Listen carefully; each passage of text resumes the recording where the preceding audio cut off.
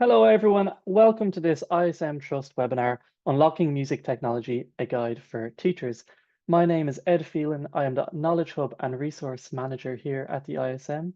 I'm a white male with blonde hair wearing a black t-shirt with a white background behind me. Please feel free to ask questions using the Q&A function below. Introduce yourself, let us know where you're tuning in from, and feel free to chat to other participants using the chat box. This video will be recorded and sent out to you afterwards. We'll also be sending out the slides used in this webinar.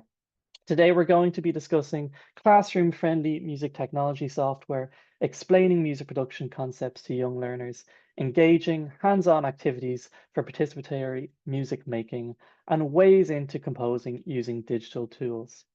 We are joined today by the fantastic Pauline Black, who's the Deputy Principal at UHI Orkney and is based in Kirkwall, and Dr. Emily Wilson, who's the Music Coordinator of Education and a lecturer at the Melbourne Graduate School of Education at the University of Melbourne. I'm going to hand over to them now, and then about 40 minutes or 45 minutes so we're going to have a Q&A session with them. So do get your questions in nice and early so we can give them to them later. I'm going to hand over now, guys. Thanks a lot.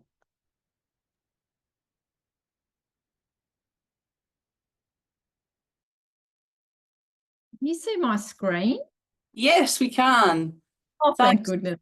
Thanks, Emily. And before I hand over to you, it's great to be here. As Ed said, I'm Pauline Black, and I am a white female wearing glasses with long, fair-ish curly hair, and I'm up in Orkney, and my backdrop is some Neolithic standing stones, of which we have many in Orkney. Delighted to be here. Hand over to Emily. Thank you. Hello, my name's Emily, and I am a white female with blonde hair, and I have got a purple top on with flowers, and I am in front of a background of autumn leaves with some flags on it. So hello, everybody. We're really pleased to be here. We are going to begin by introducing some free web-based apps that we both find very useful for the trainee music teachers that we work with who are getting started with using digital technologies in their teaching. We're particularly focusing on ideas for upper primary and lower secondary school age students today.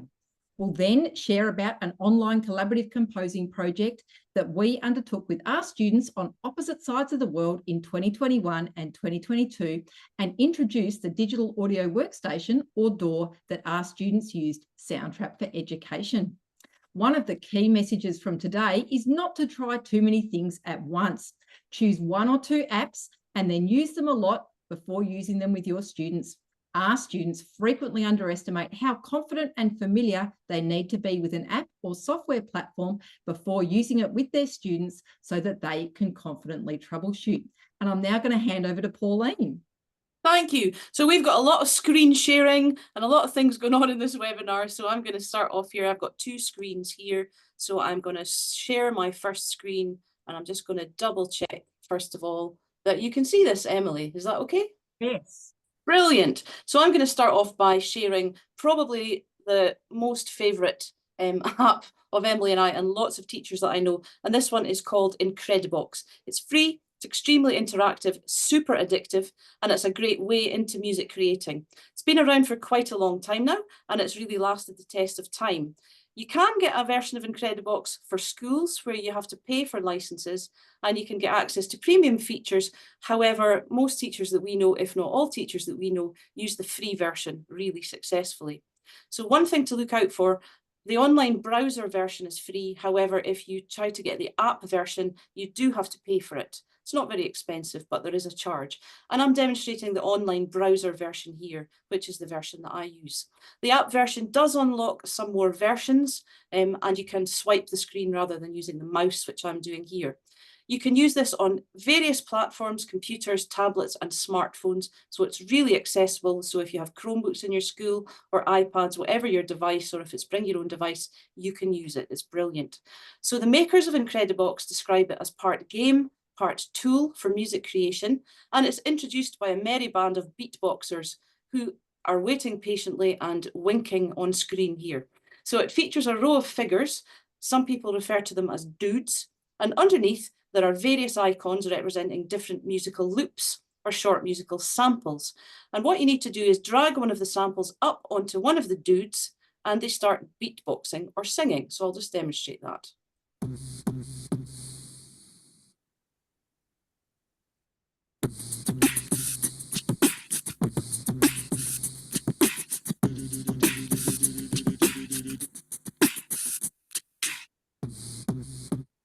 all I did there was I dragged them off and that stopped the sound. So there's a combination of pitched and unpitched sounds. And in addition to dragging and dropping the loops, you can also solo and mute the dudes so that certain samples are featured. So students can make creative decisions about texture, have a starting point into thinking about form and structure, and then they can think about devices such as repetition and ostinato. They can explore all these sort of things along with instrumentation such as drums, percussion and vocals. And in the paid version, there's also a recording feature. So you could record a 3-minute track and then download it as an audio file. So they could generate a class playlist, produce that at the end of the project. So before I do a really quick demo, let's think about some other ways to use this. There could be specific tasks just to get used to how the features work, to practice soloing, muting, etc. Students could be tasked with creating a composition, or we could call it a track, which has got specific sections. So thinking about that form and structure. So they could, create an introduction, then perhaps an A section, a B section, contrasting, and then maybe create an outro. Or they could just generate a live performance. So they could just perform a live mix, muting and unmuting, adding, removing different voices as they go. Students could maybe also create a track using only drums, percussion and beatboxing, and then create their own vocal parts to go along with it. Here we have entry-level hip-hop songwriting. Or students could even recreate live in person what they've done on Incredibox as a follow-up, developing their own beatboxing and teamworking skills, taking it in turns to recreate the syllables they hear on tracks. It's a great starting point and it's really great fun. So let me show you. And I promise not to just be here all day because I could quite easily be here all day.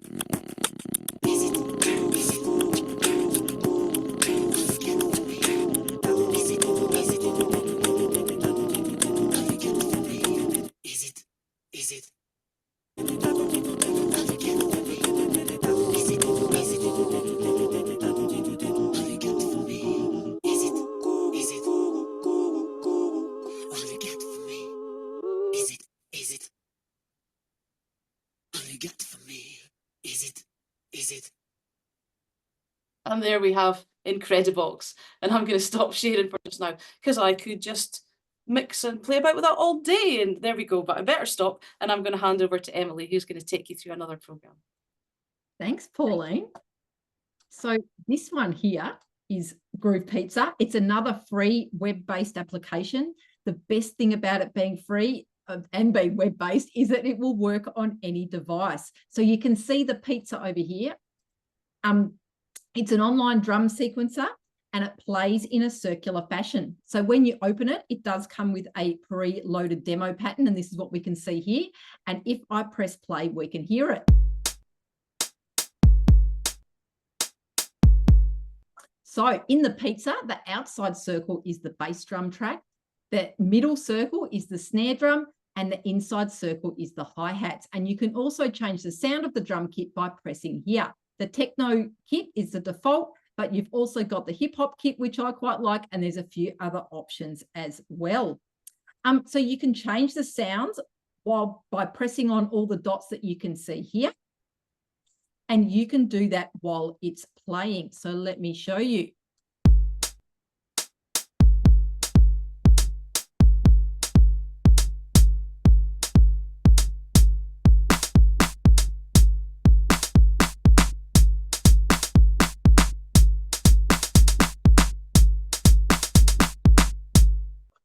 So if you decide that you don't like your rhythm, you have got the specials menu over here. And if I click on that and I choose the plain pizza, then it will reset everything over here.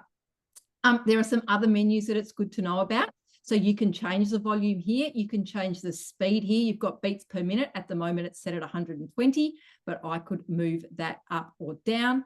You've also got options to add swing, and you can even change the number of slices on your pizza. There's also some pre-made options down here. And my students, even in 2025, still like the "We Will Rock You" pattern here. So there's another menu that it's good to know about, and this is this one here. So this is a drum sequencer, which is a little bit more familiar perhaps from digital audio workstations as opposed to the circular one, but they work just the same. What you've got here is we have got a 4-beat loop, but you can then click on these and you can actually have a 4-bar loop. At the moment, they're all exactly the same, but how about we make some changes to some? So if I turn the other loops off and I'm just making changes here to beat bar 2 of my 4-bar loop, and I'll just add some things in here.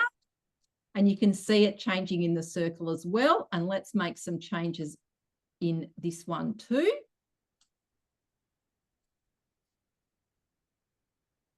And then if I turn them all back on and start from the start, and let's have a listen to that.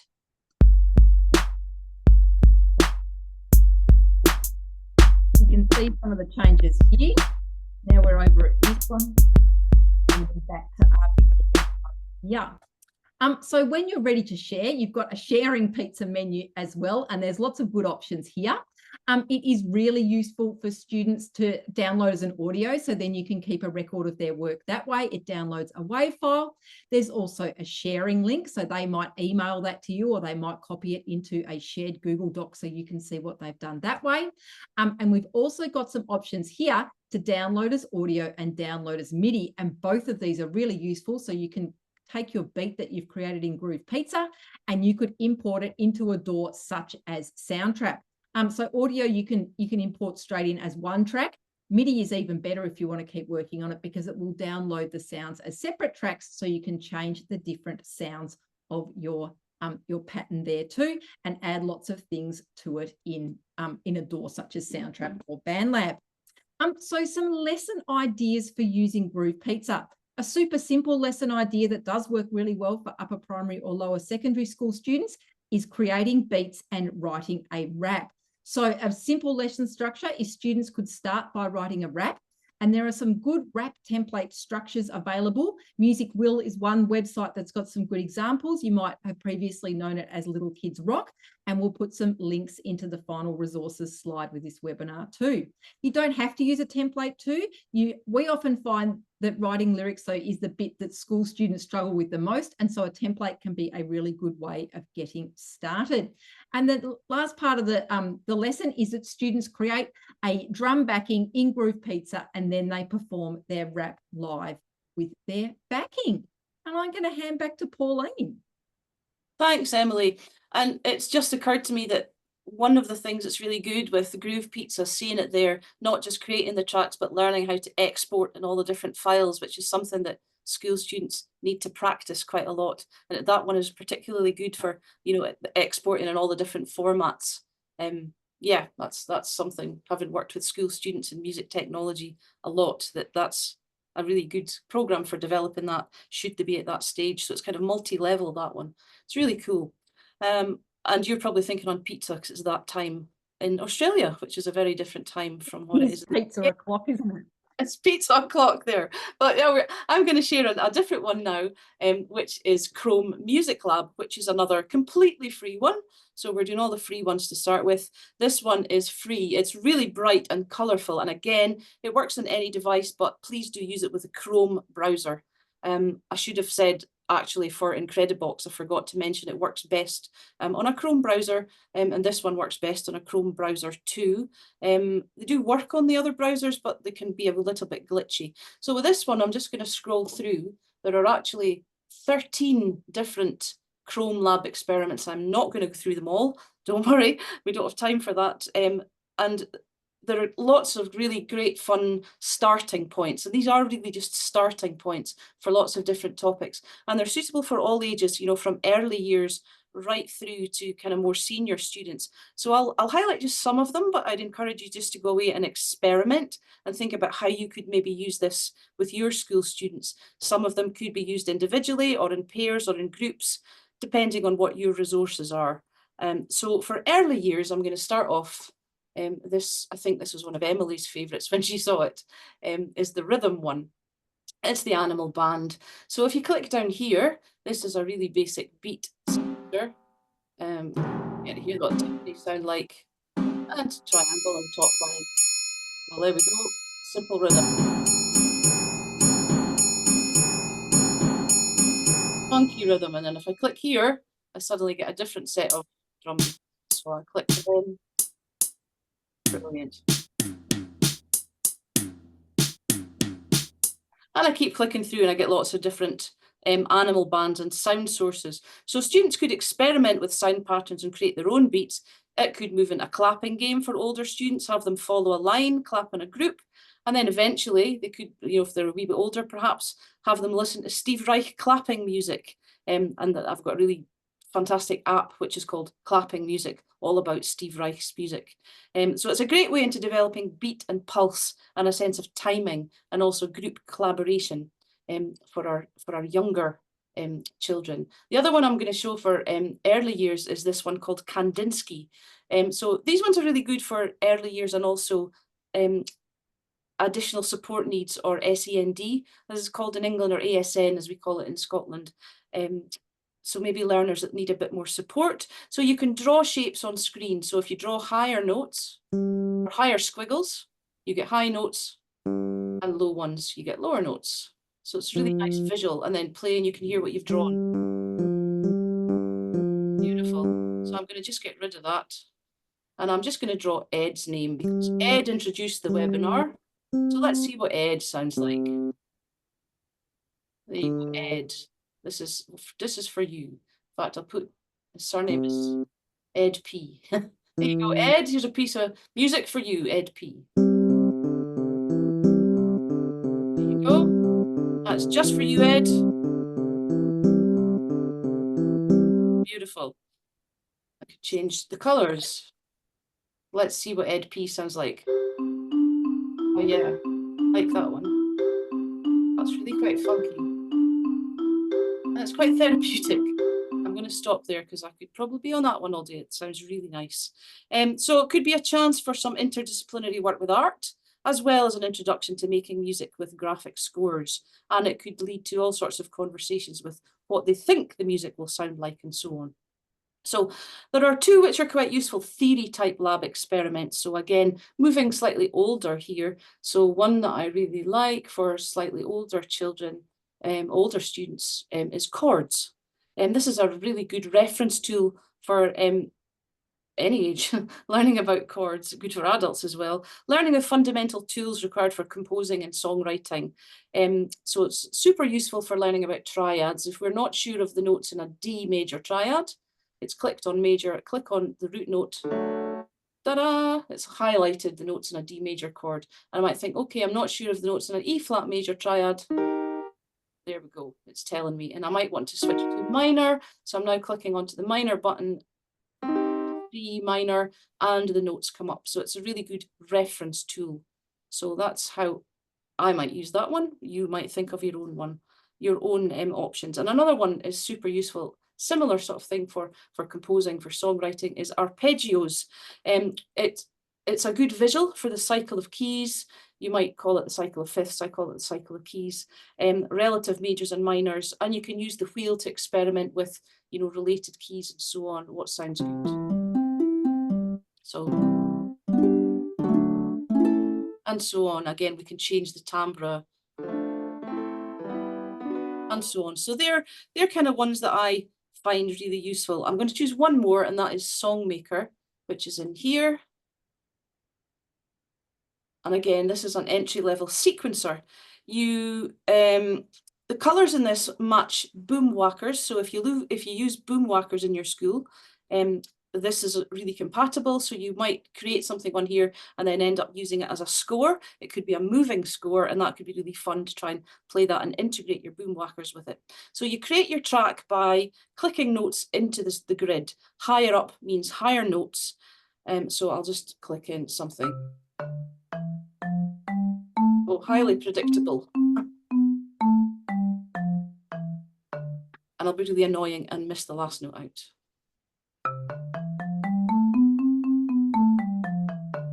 Oh, and now we're all really annoyed, but never mind. So we can, don't want it again. We can change the instrumentation, we can change the tempo. If we go to settings, we can change the scale. We could be learning about pentatonic, chromatic notes. We can change the notes we start on. We can get more octaves and all sorts of things going on there in Songmaker. There are lots and lots of YouTube versions of songs that have been recreated. For example, I really love a Billie Eilish track, and people have spent a long time recreating them faithfully. So you can do really quite complex things, but you can make it really simple. You could use symmetry, you could draw initials, you could, set simple tasks like create an introduction, an A section, a B section, similarly to what we were thinking about with Incredibox. You could think about step and leap. You could think about repetition, ostinato. So, simple scaffolded tasks like that, experiment with high versus low, learn about the pentatonic scale, chromatic scale tasks. So anything like that, I think Songmaker is really useful for learning about theoretical concepts or some of the key elements. So there are many others. Do take time to browse. I've explored things like frequencies and oscillation with some music technology students, again, entry-level stuff, but they're really good. The more you explore it, the more you'll find ways to use it. They're great starter tasks for students of all ages. So I'll stop sharing and I will hand it back to Emily. Thanks, Pauline. We're going to talk a little bit about the project that we undertook now. So we did undertake an online collaborative composing project using Soundtrap for education. So hopefully by telling you a little bit about what we did, this might give you some ideas for developing real-world online composing projects to use with primary and secondary school students, exploring Soundtrap for education as a creative music technology tool, exploring collaborative digital composing processes with local and possibly even international peers, identifying strategies for scaffolding composing with primary and secondary students, and exploring the potential of integrating music into other subject areas.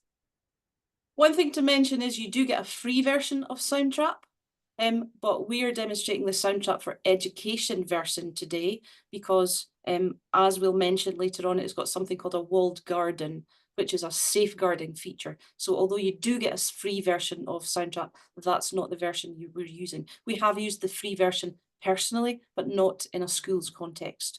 More on that, a wee bit more on that later. So we undertook 2 of these collaborative composing projects using the education version with our students who are trainee music teachers or music education students in higher education back in 2021 and 2022. So the first version was in response to the COVID lockdowns, which I'm sure we all fondly remember, and because ourselves and our students were experiencing challenges on opposite sides of the world. So we used digital collaborative music and video creation to address the aims and outcomes that we had, specifically related to, at that time, to well-being and engagement, because we were all struggling with those things in particular. But the best part of the project for our students was actually making new friends on opposite sides of the world and seeing what their lives looked like.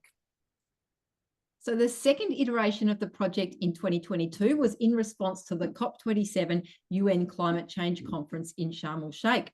We aim to use music and video creation as activism to promote climate change awareness and embed the UN Sustainable Development Goals and education for sustainability into our teaching. To measure the impacts of our projects, in our research, which we've written about and shared some links there, we investigated engagement and wellbeing outcomes, as well as knowledge of digital technologies and collaboration. So we've got one short example to show you, just to show you the sort of thing that you can produce. So the video was created first, and then the music was created in Soundtrap, and then they were stuck together. And here is a short example for you to enjoy.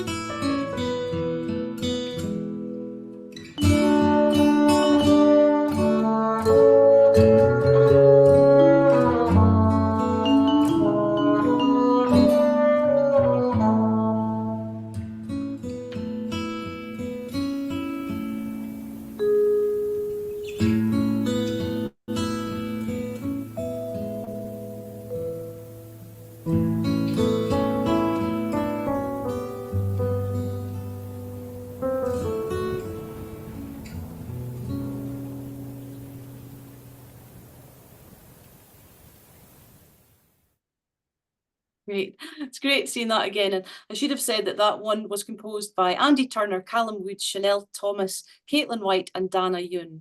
And that was a wee slideshow of their their inspiration through lockdown. And it was lovely hearing their French horn and piano and all their kind of audio recordings. So for each version of this project, we jointly, as their lecturers, jointly identified what the theme would be, and we devised a project brief. So if you were to do this, you could fit this in with any topic or theme currently in your syllabus. If you were going to choose this, we would suggest, and again, this is hindsight, starting off with a collaborative composing project, maybe within a class, before collaborating more widely, perhaps maybe with another class or a local school or a colleague in a slightly more distant school, not perhaps being like Emily and I, who dived in with a let's just do it halfway around the world with a different time zone epic, which was maybe not for the faint-hearted. So maybe start slightly smaller than we did. But we do like to take a risk, so we do. So planning a detailed process is important to manage technological and organisational challenges and promote productive small group work. So we'll tell you a little bit about that just now. So some things to think about when you are planning. So firstly, group size is important. So for example, will your students work individually, in pairs, or in groups of between 4 to 6? Are the students going to choose the groups themselves? Is the teacher going to choose, or some combination of both? And this is going to be closely related to what devices you have available. In our projects, given the timing and the associated crazy global logistics, we felt that allocating groups was the best choice. There are challenges with this, and it does remove some autonomy from the students, but we think it was the most effective option for our projects, given that our students didn't know each other.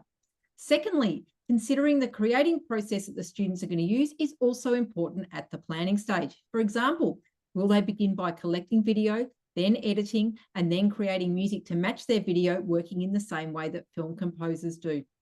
Again, you may have differing levels of resources for film editing, but simple iPhone cameras and free moving editing software works really well. In our project, we produced suggested guides in the form of short videos for anybody who was stuck.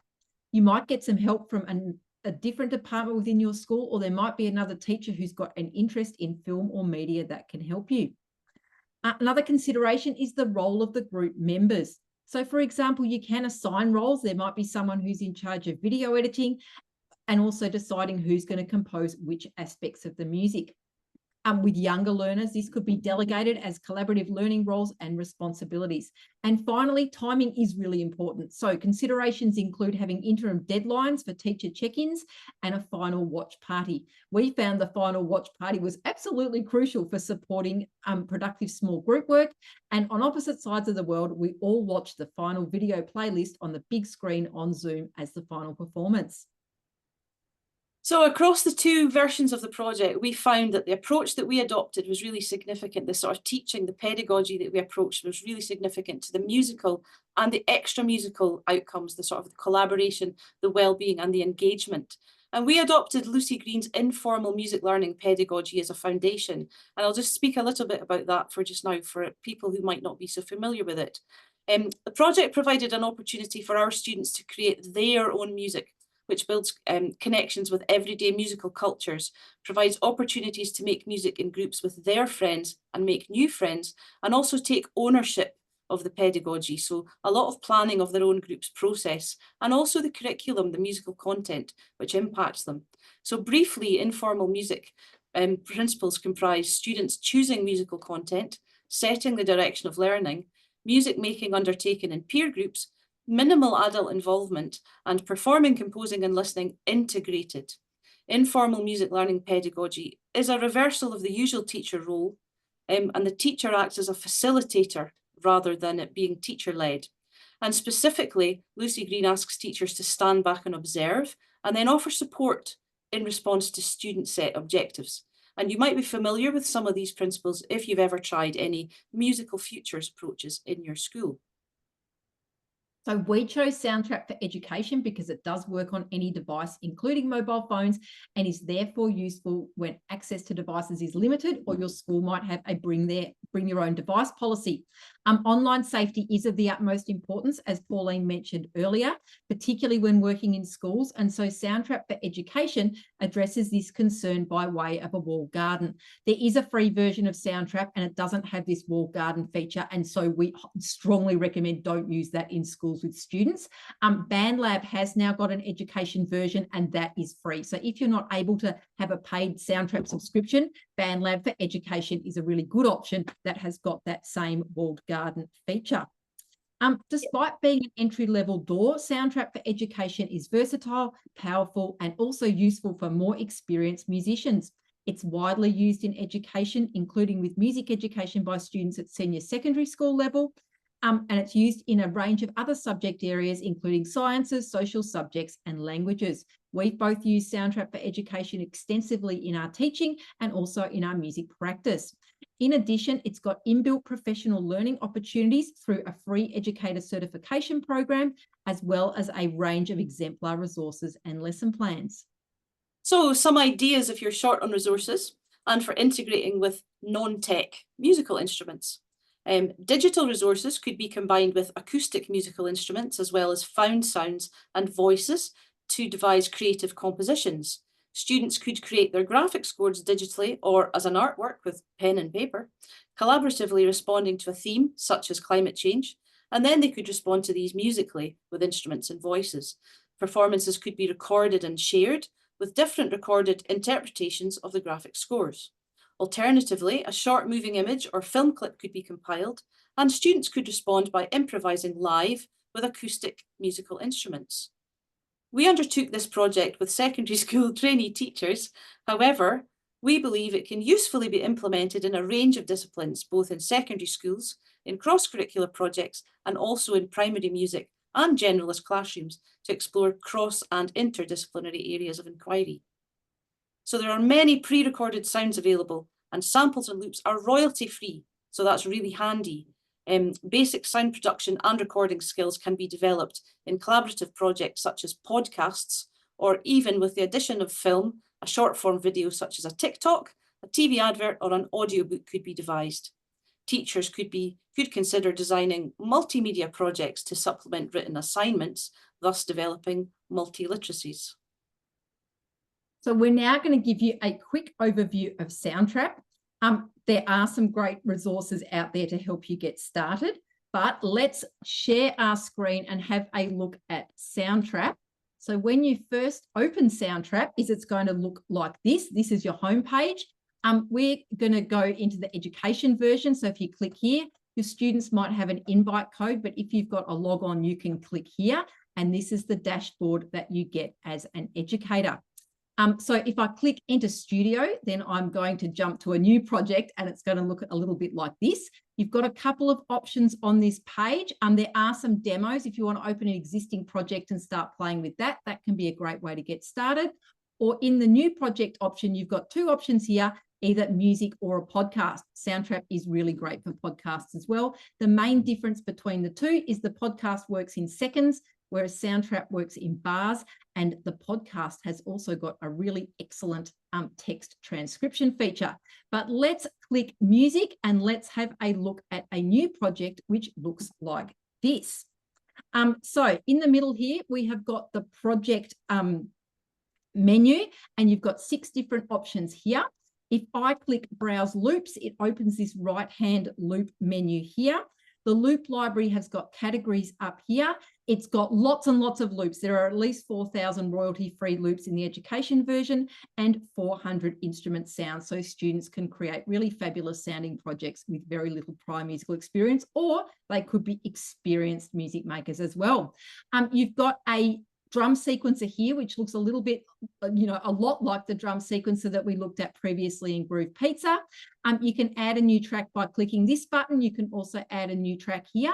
You can import a file. So you might like to import your MIDI file or your audio file that you created earlier in Groove Pizza. And I can invite a friend. Lucky I've got Pauline here and she is my friend. So I can click this invite a friend button here, or I can click my invite a friend button there. I'm going to jump to a new one. Here's one we prepared earlier, moment, because it can take a little while to send the invite and for Pauline to join, and then Zoom will slow all that down as well. So here is an untitled one. Oh, Pauline's been busy while I've been talking, and she has popped a loop in our untitled song here. But I'm in there already. I know, it's like magic, I can't sit still, sorry. And so let's have a look at a project that we have made a little bit of a start on already. So this one has, we've recorded some audio. So when you're in Zoom, you can only use your microphone in one program. So obviously Zoom is using our microphones, so we can't record any audio, but we have also added some loops. We've added some percussion and some organ, and I'm going to stop sharing and Pauline's going to open her screen and it's going to be like magic. Hopefully. Okay, same track. So I'm just going to hopefully play this, a little bit of this from the start, and then we're going to tweak this. This is, yeah, here's one we made earlier. We are the first generation to know we're destroying the world, and we could be the last that can do anything about it. Speaking up is one of the most powerful things you can do, especially if it's to the right people. Okay, so here, hopefully you can hear that okay, and we're going to tweak this track. You can hear we've got a really basic recording. We've got an organ riff, we've got congas, we've got backing vocals, and the main vocal, which is a spoken piece of text about climate change. And as Emily said, we pre-recorded that using a microphone because Zoom doesn't like it if we try and also record with a microphone when we're on Zoom. We'd have all sorts of problems. So, Emily, would you like to find a shaker or something and put it in the top love track? to find a shaker. Yeah, that'd be quite cool. I think if we add something. Yeah. I had a shaker, hang on. And then I'm going to put some sort of bass line in. Now, it would be really unconventional to add a bass line at this point in the compositional process. We did have a bass line in earlier, but I just stripped it out so that you could see this going in. Because normally you would put your bass line in earlier and then you'd sing over the top of a bass line. So I have no idea what our bass line was because there are millions of them here. So I'm just gonna try and find some. So I like the sound of, yeah, Gorilla Toes mid one. Let's see what that sounds like. Oh, I think maybe not. So let's try Gritty Bounce.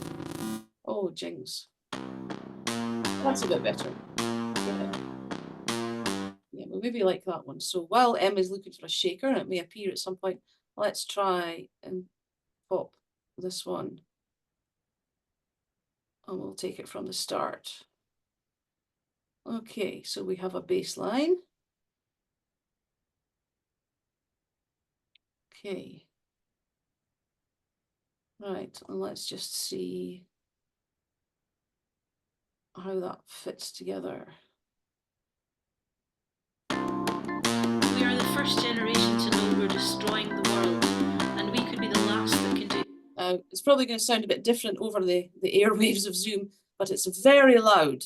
So I'm going to just tweak and do some balancing. So I'm going to turn the volume down. You can hear that you can turn down the balance of the overall track here just by moving this fader. Ooh. So we try and move it. So I'm turning down the overall volume there, which should make that one a wee bit better. And I think I'm going to maybe fade in the congas. So if I click on edit, I'm going to click fade in. It's as easy as that. And let's see what it sounds like with a slightly quieter bass line and a fade in of the congas. We are the first generation to know we're destroying the world, and we could be the last that can do anything about it. Speaking up is one of the most powerful things you... Yeah, I think that's better. So projects like this are really great for developing basic mixing and production skills. Emily, have you found your shaker? I have. I think it might need a little refresh. It should be in there, but we can't quite see it. Okay, it's hiding somewhere. Or just any other track. I'm going to do something a bit mad in the meantime. There's a technique called panning, which some of you might be familiar with. So imagine if you have got two stereo speakers. I know some of you will know this already, forgive me, others might not. But if you go, say you go and watch a concert and the guitars might be at one side of the stage and the keyboards might be at the other side of the stage, and you want to recreate that. Or it might be the trumpets are at one side of the stage and the violas are at the other side of the stage, and you want to recreate that experience. So we're going to create a technique called panning. So I'm going to click on this icon, which is automation, but I'm going to make it a bit extreme. So if I click on pan, you get this line here. So all we do, it's really super simple on Soundtrap, because I'm going to be a bit extreme with the backing vocals, because instead of having the backing vocalists all at one side, I'm going to make them suddenly jump from one side to the other, to the other, to the other, to the other. It's a bit crazy. You'd never have them. That'd be like running from one side of the stage to the other, which really wouldn't happen in real life, but it's just to show an effect. And you'd hear that much better if you'd have headphones on. You can solo the track by hitting the headphones. And I'm not sure if we'll really hear the full benefit of that without having headphones on. I'm also going to increase the volume right up to the top. So we increase the max volume. So use your voice. To the other side of the stage. Use your voice. And so on. So we're getting this kind of sweeping effect as the panning runs. So you can play about with little effects like that, which is possible. So there we go. We've got panning, we've got volume. We can solo, we can mute, and we can fade in. We can also fade out. I'm not seeing your track appearing, Emily. A few little issues. We might leave it, I think. Okay, that's a shame. Let me just put in something else. Or let's just have a listen and see how we're going from the start. We are the first generation to know we're destroying the world, and we could be the last that can do anything about it. What a masterpiece. Speaking up is one of the most powerful things you can do, especially if it's to the right people. We've been promised a better world. Yeah, that's much better, although that bass is still hugely loud. So I'm going to just still drop the volume of that bass because it's kind of dominating everything. So you can take your time and you can learn about balance of different instruments and all sorts of things. So one last listen. We are the first generation to know we're destroying the world, and we could be the last that can do anything about it. Speaking up is one of the most powerful things you can do, especially if it's to the right We've been promised a better world. So lots of things you can do, and I could spend a lot longer making that's kind of a proper mix, but that's kind of not the point of what we're doing. So you could learn simple editing and mixing. We can learn about effects and processes. You could be doing things with a podcast and adding music and audiobook, or more conventional music recording too. So I'm going to stop sharing for now, and I'm going to come back to just Emily and I. So hopefully what we've done is we've just given you kind of a romp through our project, which was a slightly complex one, but it could be boiled down to kind of a much easier version. And we started off by showing you some free programs, so we can take it kind of from anything from early years right up to a bit of an epic masterpiece. Basically, we're just really keen to get lots more teachers and lots more students into using music technology within music. And we would love to answer any questions that anybody has, and also share experiences if you also, because we know there's lots of teachers out there doing lots of great work within music technology. And if you have anything to contribute in the chat, we'd love to hear from you too. So thank you for listening. And Emily, I think you have a final couple of slides to share, and our contact details are there as well. And we're happy to get in contact with us if you have any follow-up questions. We've got some links there, and so I think Ed is going to send them out with the recording as well, but you could always take a screenshot and find some things there. And then you have got our contact details there, along with our pets, who were a big part of our project because they kept making uninvited appearances on Zoom, but they've all been good this evening, so that's great, as well as some animals that we might see nearby. So I will stop sharing and hand over to Ed. I should clarify, it's the dogs that are our pets. I was and not about the to ask, do you have two kangaroos? Yeah, not the kangaroo and the heel and coo. We just used to joke about that. It's the dogs of Zoom that were our pets. Yeah. Great. Thanks a mil, guys. That was fantastic. Very interesting. And I hope everyone found it useful. If you have any questions, please get them into the chat box or the question box below. We have a couple of pre-submitted ones that we'll start off with. You've kind of probably answered this, but it ties in with another question I see here. Please suggest suitable programs which can be accessed from Chromebooks and other laptops. So I suppose these can all be accessed from laptops, can they? Yep, and Chromebooks. Great. Yeah. We have one so here. They're all web-based. So yeah, you can access them from anything. And, also phones and iPads as well. If you've got students who don't have a laptop or a Chromebook, then there's other options too. Yeah. But I know a lot of schools have sets of Chromebooks, but yeah, all the stuff that we use today is accessible on a Chromebook. Great. Yeah. Can the Chrome Music Lab be used on iPads for send children to swipe? Special needs education. Children. Yes. So that's the one that I demonstrated, the Kandinsky app. Yeah, the drawing, the one I wrote your tune, Ed. Yeah, it's beautiful. Yes. Yes. That would be a swipe one. Yes. Great. I believe so. Yes. Mm-hmm. We've another pre-submitted one here. If you could use just one microphone to teach audio capture for BEG or non-certificate classes, what would it be? Oh, that's a great one. I do have my favorite. I've got one. I need to remember what it is called. It's a multipolar pattern switching one, which is also USB. It's a kind of kills many birds with one stone. But I just can't remember. Let me try and remember the make of it. That's all right. Yeah, I get asked this a lot. Yeah, I've just forgotten what is it. I will try and the Blue Yeti is the USB mic that we use for a lot of things, and that got us through COVID. And then if you want something a bit more sophisticated than that, then I think a USB audio interface that you can plug SM58 or something like that into is a good option too. Yeah, it's not the Blue Yeti that I've got. It's a really fancy USB mic that goes straight in, but it's got a multipolar pattern, so you can demonstrate, if you want to. And if these words bamboozle you, don't worry about it. It's got like cardioid and omnidirectional and all the different polar patterns, but that's not much help if I can't tell you what it is. If it comes back to me, I will I will remember it. But I can send it out. We can send it off. I can send it out in the information. Yeah, I will. Exactly. I'll do that for you. We have one here. When would you progress students to using professional DAWs such as Logic and Ableton? Good question. So in Australia, we have got a new senior secondary curriculum in Victoria, the state that I'm in, and we can, they can actually use Soundtrap in senior secondary, and that seems to be working.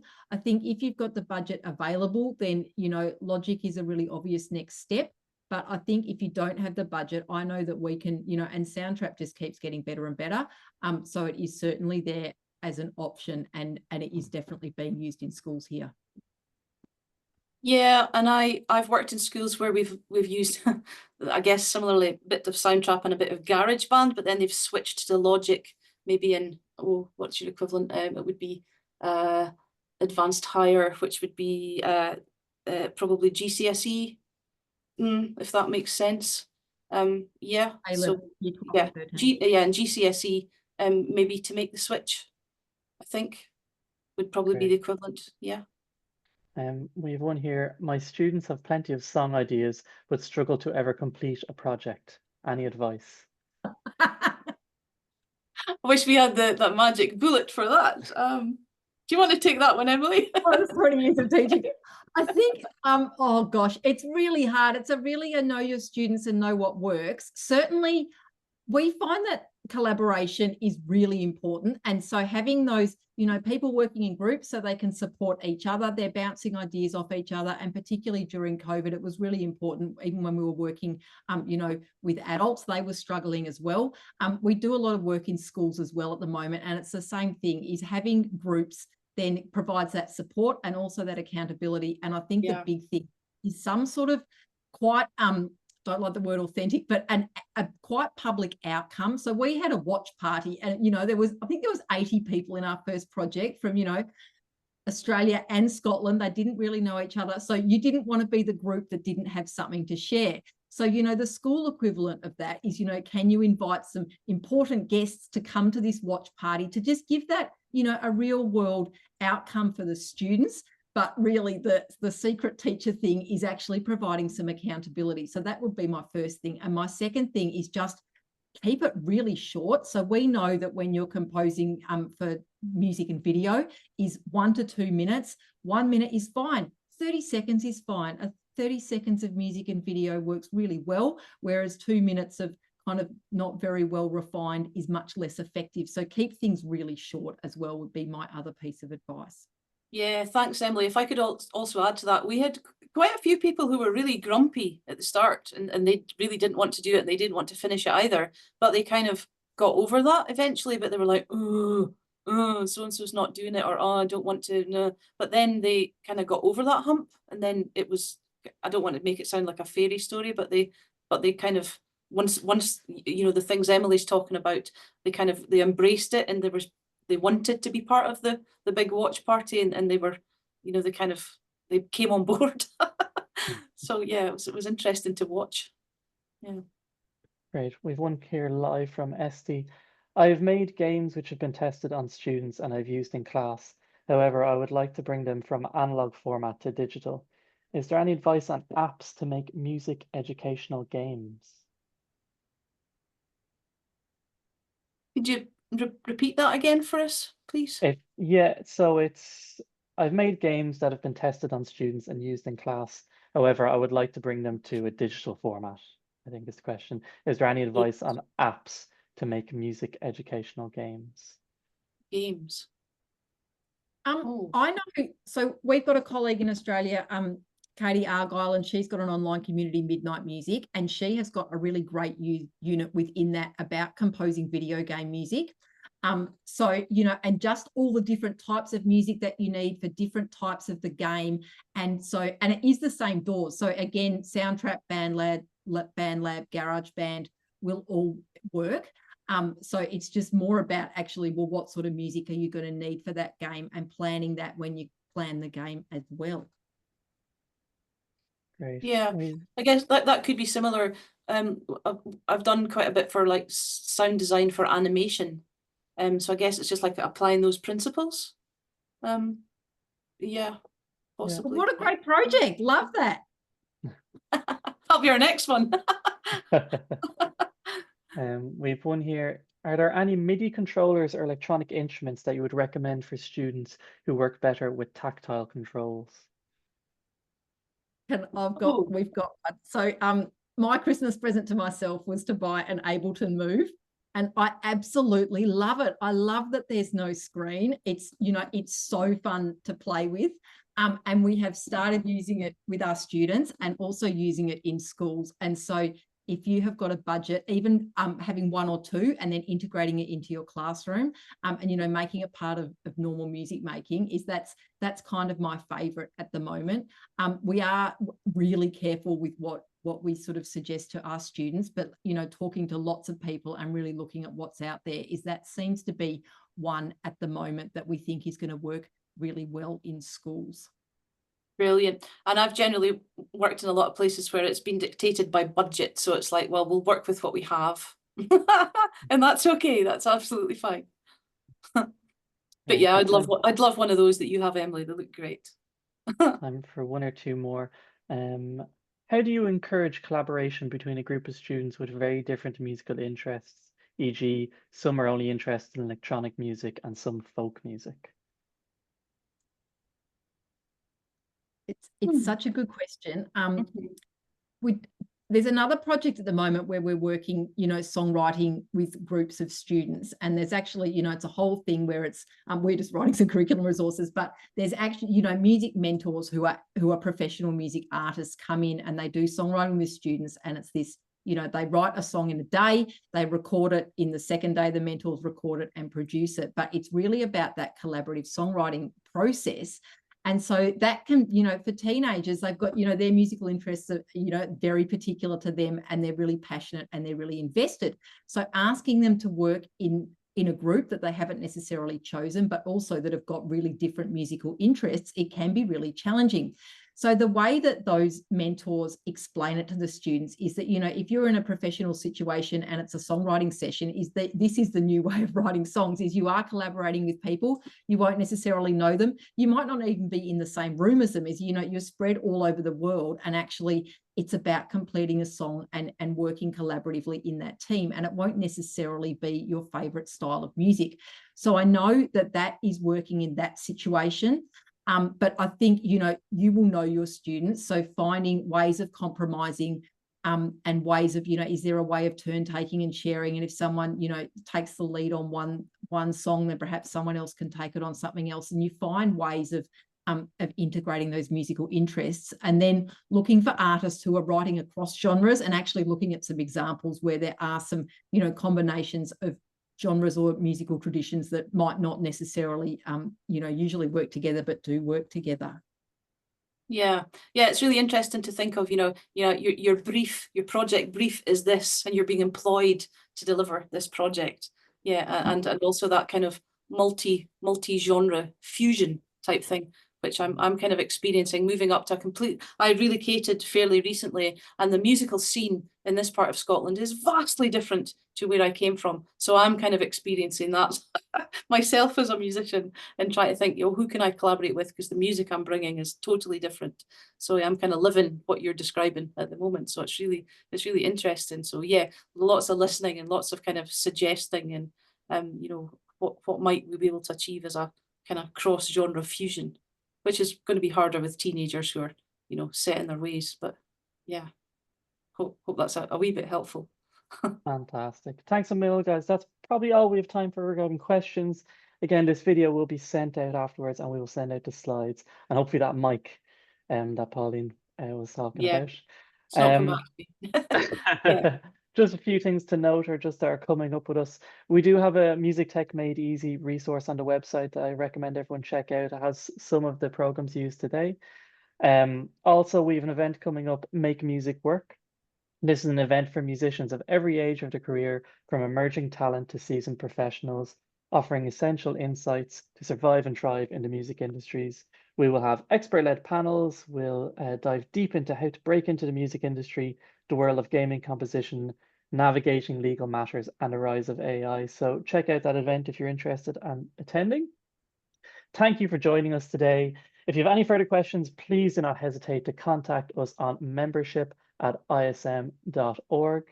We'll be sharing all this afterwards, and we look forward to any feedback from you as well. Thanks for joining us today. I look forward to seeing you all at the next ISM Trust webinar. And thanks again, Polly and Emily. That was fantastic. Thanks, everyone. Bye. Bye. Bye.